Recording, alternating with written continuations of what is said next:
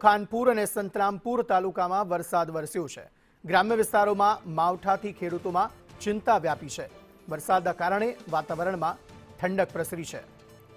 મહીસાગરમાં પણ વરસાદી માહોલ જામેલો જોવા મળી રહ્યો છે। વાતાવરણમાં પલટો આવ્યો, અહીં પણ વરસાદ વરસ્યો છે। અનેક વિસ્તારોમાં વરસાદ વરસતા ખેડૂતો ચિંતિત બન્યા છે।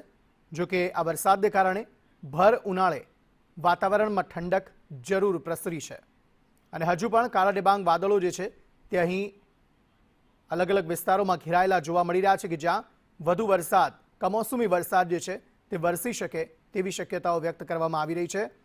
તો અલગ અલગ જિલ્લાઓમાં કમોસમી વરસાદને કારણે પરિસ્થિતિ વિકટ બની રહી છે અને ભારે મુશ્કેલીનો સામનો ખેડૂતો જે છે તે સેવી રહ્યા હોય તેવી સ્થિતિ સર્જાઈ છે।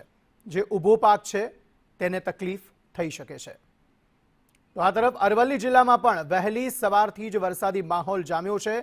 યાત્રાધામ શામળાજીમાં વહેલી સવારે વરસાદ વરસ્યો। સવારથી જ જિલ્લાના વાતાવરણમાં અહીં પણ પલટો આવ્યો છે। વરસાદ વરસતા અહીં વાતાવરણમાં ઠંડક પ્રસરી છે। જિલ્લાના અનેક વિસ્તારોમાં વાદળછાયું વાતાવરણ જોવા મળી રહ્યું છે।